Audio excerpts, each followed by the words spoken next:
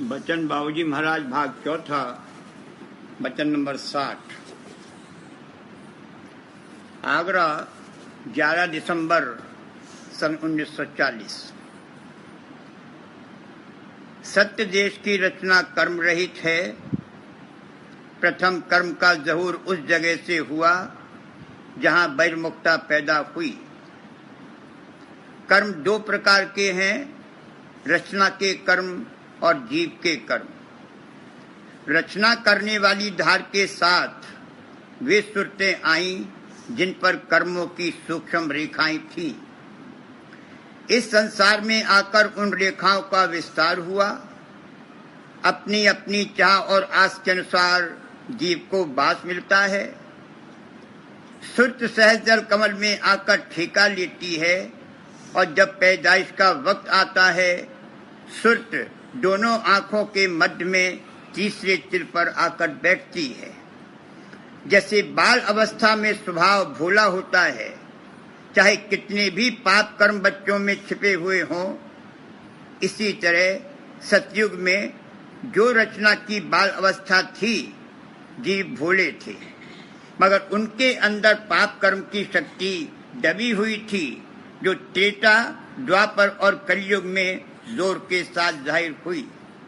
लेकिन अब उसमें थकाव पैदा हो गया है और उबार और उद्धार का समय आ गया है, जो कि सतयुग, त्रेता और द्वापर में नहीं था।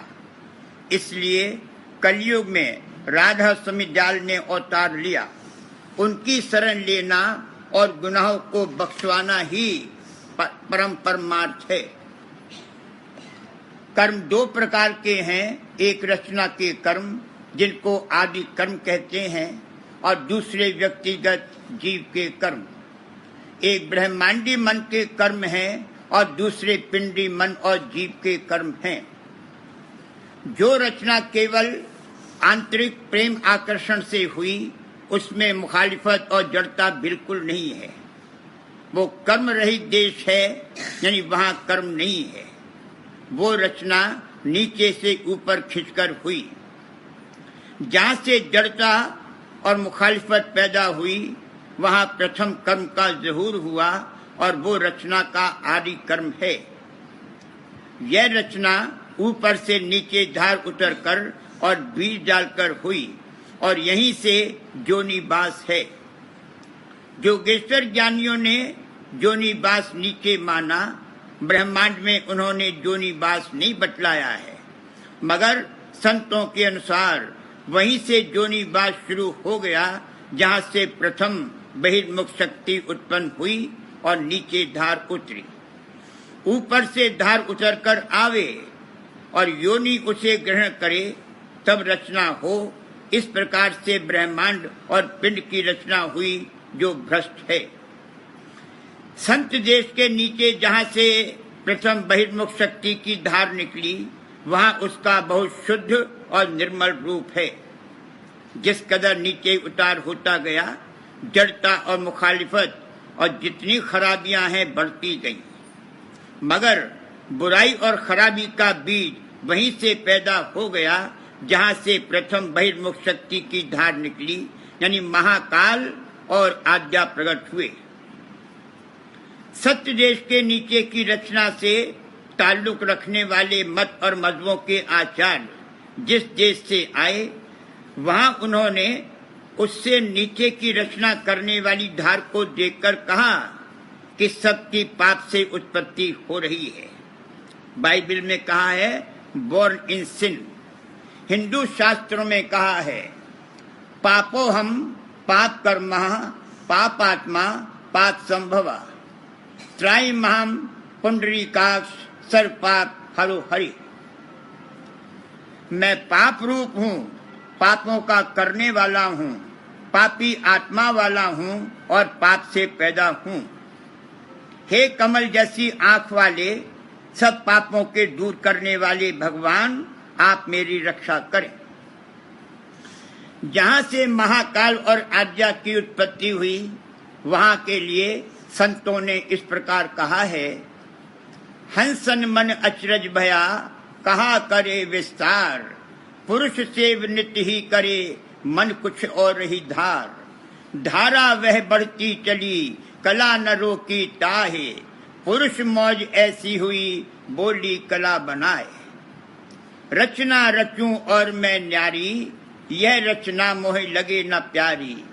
3 लोक रचना मैं करूं, राज पाए ध्यान तुम धरूं। पुरुष कला को दिया निकासी, निकस कला की ना अति त्रासी। रचना करने वाली धार के साथ में वो सुरतें भी आईं जिन पर कर्मों की सूक्ष्म रेखाएं थी। पेड़ का कुल्ला फूटने से लेकर उसके फलने फूलने बढ़ने और अंत में उसके मरने तक की कुल रेखाएं जिस तरह सूक्ष्म रूप में पेड़ के बीज में बनी रहती हैं, उसी तरह से अलग अलग सुरतें इस देश में आकर जो जो कर्म करेंगी, उन सब की सूक्ष्म रेखाएं उस जगह सुरतों पर बनी हुई थी जहां से कि वह प्रथम रचना करने वाली धार के साथ उतरी। जिस तरह यहाँ की आबोहवा और मसाला पाकर पेड़ के बीज की रेखाओं का विस्तार होता है, यानी पेड़ बढ़ता फूलता और फलता है, उसी तरह से अलग अलग सुरतों और जीवों के कर्म की रेखाओं का इस देश में आकर विस्तार हुआ। ये अलग अलग जीव के अपने अपने कर्म हैं और वो रचना का कर्म या आदि कर्म है जो सुरतों को इस देश में नीचे उतार कर लाया। कहने को सूक्ष्म रेखाएं कहा है, मगर वो ऐसी सूक्ष्म हैं कि उनकी सूक्ष्मता का यहाँ किसी तरह अनुमान नहीं किया जा सकता। अपनी अपनी चाह और आस के अनुसार हर एक को बास मिलता है। जिसको जैसी चाह और आस है वो जिस जगह या घाट पर आकर पूरी हो सकती है, यानी उसको पूरा करने के लिए कर्म किए जा सकते हैं, उस घाट पर वह सुरत और जीव आकर वास करता है। इस प्रकार आस की आड़ लेकर जीव गर्भ वास करता है। सब देहियों में मनुष्य देह उत्तम है। मनुष्य देह में आने वाली सुरत सहज जल कमल में आकर ठेका लेती है और जिस तरह कछुआ अंडे को तवज्जो से सीता है, उस तरह वह सुरत गर्भ की देह को पोषती रहती है।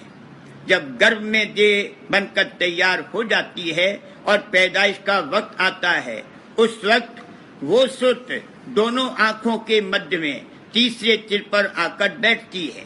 वहां से धीरे धीरे उसकी रोशनी या धार पिंड में फैलती है और उसके मुताबिक तन और मन की शक्तियां जागती हैं।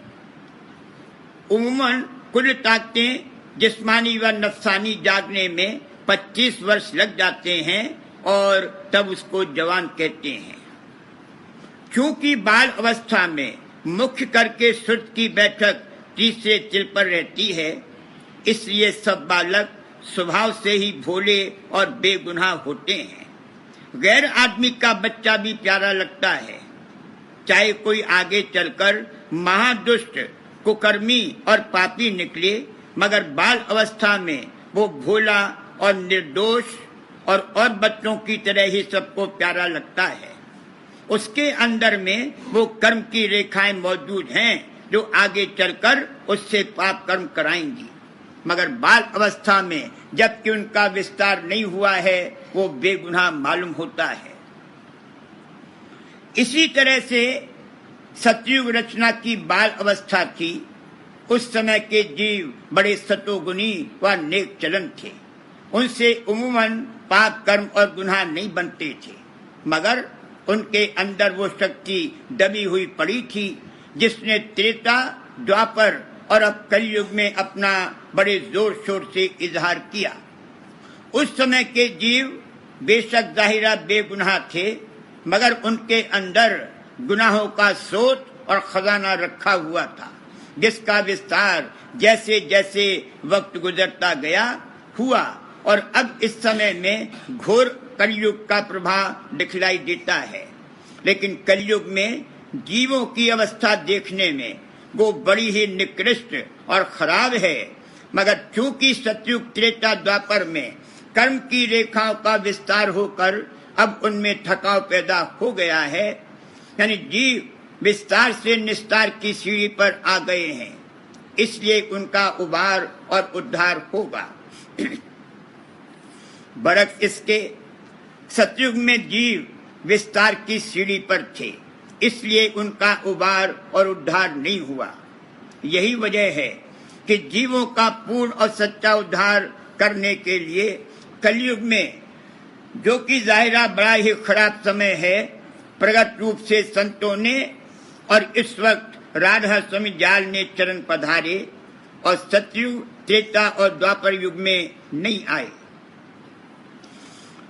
जिन जीवों का अंतर में कर्म का सोच टूट गया है और अब सिर्फ शेष कर्म बाकी रह गए हैं, वो सद्गुरु की शरण में आ सकेंगे। कर्म के वेग की वजह से वो पेशतर के जमाने में शरण नहीं ले सकते थे, मगर अब वह वेग नष्ट हो गया तो शरण ले सकते हैं और उनका उद्धार होगा। बाहर में चाहे कैसे ही निकृष्ट और गुनहगार हों, कर्मों के वेग से जो गुनाह सर्जत होते हैं और कर्मों का वेग कटकर उनके शेष रह जाने पर जो गुनाह बन पड़ते हैं, इन दोनों में बड़ा फर्क है। जिनके केवल शेष कर्म बाकी रह गए हैं, उनके उद्धार का वक्त अनकरीब आ गया है और जिनके अंदर कर्मों का सोच रखा हुआ है, वो अभी और अधोगति में जावेंगे। जाहिर में चाहे वो बेगुनाह ही मालूम हो, मगर चूंकि अंदर में वो ताकत गुप्त रखी है जो उनसे गुनाह करावेगी, इसलिए वह बढ़ के गुनहगार हैं।